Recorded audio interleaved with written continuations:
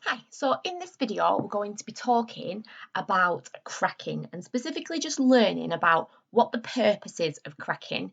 Very quickly going over the basics of how it works and how we would do it in the lab, and looking at specifically the products of cracking and how we can categorize these. So, generally, the whole purpose of cracking is it converts long hydrocarbons into smaller ones that are more useful. As we talked in the last video about fractional distillation, the shorter chain hydrocarbons are better for fuels because they ignite more easily. The longer chain hydrocarbons, we don't have much use for them. So when we get them from an oil refinery, they're generally in an abundance that we don't need, so they're wasted. And the ones we do need, such as petrol and diesel, we don't have enough of to meet our needs. So by cracking, we can take the ones with much longer chains and turn them into more useful, shorter chained ones. Now this works by breaking apart the long chain alkane. And these are an alkane that we get from the fractional distillation of crude oil. So they condense closer to the bottom of the fractionating column. And then when we separate them, we will get a combination of alkenes and shorter, more useful alkanes. Now, as we know, alkenes are useful because they've got that double bond in the middle between the two carbon atoms, or any sort of carbon-carbon double bond.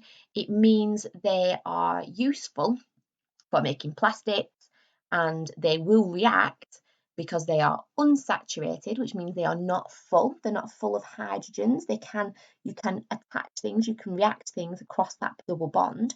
Whereas the alkanes are saturated, they are full. You can't react anything with them, but the shorter the chain, the more easily it is to ignite. So therefore, the more useful for fuels and for burning. Now, the conditions we need for cracking is you need high pressure, high temperature, and a catalyst. And in the case that we use a ceramic or porcelain catalyst. So when we construct this in the lab, this is the situation that we have in front of us. We would use a boiling tube with mineral wool soaked in the crude oil, the long chain hydrocarbon. This one we've got paraffin as our hydrocarbon, a long chain hydrocarbon. We've then got our ceramic catalyst, which is our porcelain broken pieces. It doesn't need to be a big catalyst. And that goes in the middle of the boiling tube. And now notice the position of the Bunsen burner. You are heating the catalyst, not the mineral wool. So the catalyst speeds up the process like it does in any situation where you add a catalyst, but you heat the catalyst, not the mineral wool with the paraffin on.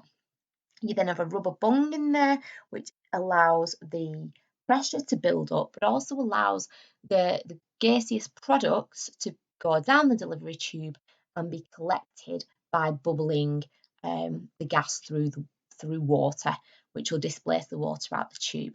You can also collect it in a gas syringe, but this way is just simpler and allows you to quickly change the test tube for different ones when you're collecting different amount, like different gases, because it goes on for a few minutes and you collect different test tubes of product. So you heat up the porcelain chips and it becomes very hot and pressurized in the boiling tube, and the paraffin will start to break down into a combination of alkenes and alkanes.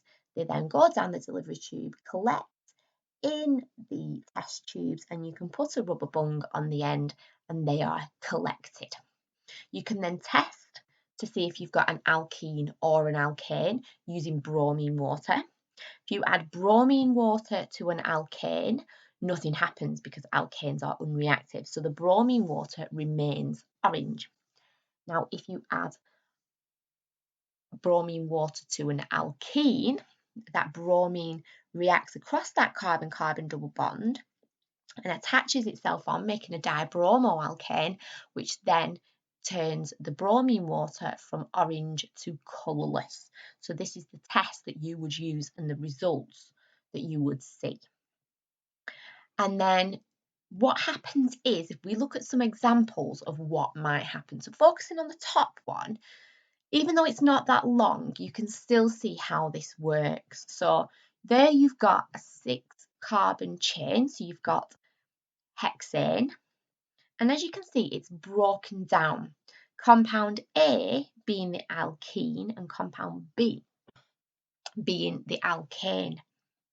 Now what you can see is the total number of carbon atoms in the products, so compound A and B is 6. Carbon atoms in the reactant, the starting hydrocarbon, is 6. Now if you count up the hydrogen atoms on both sides, so you will see that you've got C6H14 on the first side, you will be able to see 14 hydrogen atoms in total on the product side between compound A and B. Now that is really, really important. So one thing you will always get when you do cracking is you will get a combination of alkanes and alkenes. Another thing that you will always find is the total number of carbon and hydrogen atoms in the product has to equal the carbon and hydrogen atoms in the alkane you have started with. So if we look at another couple of examples underneath, so if you have dodecane, which is a 12-carbon chain, so meaning it's got 26 hydrogens, if you break it down, many things could happen because you might end up with 2 ethene molecules. But in this example, they've broken it down to give you hexane, ethene, and butene.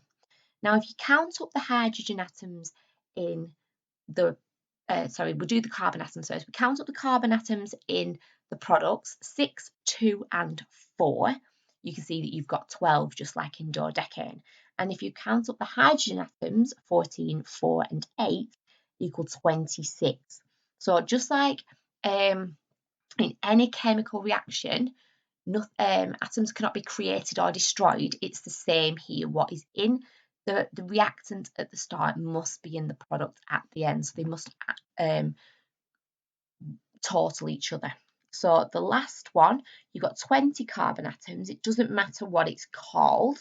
And then there'll be 20 carbon atoms in the product. So 8 plus 3 plus 9 is 20.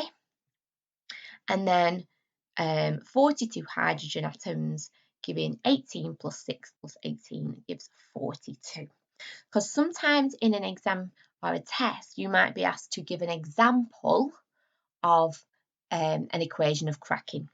Now, the easiest thing to do when you're given that situation is take an ethene molecule, so C2H4, out from your original alkane, remove that as your first product. You might want to then take another ethene out if there's enough space.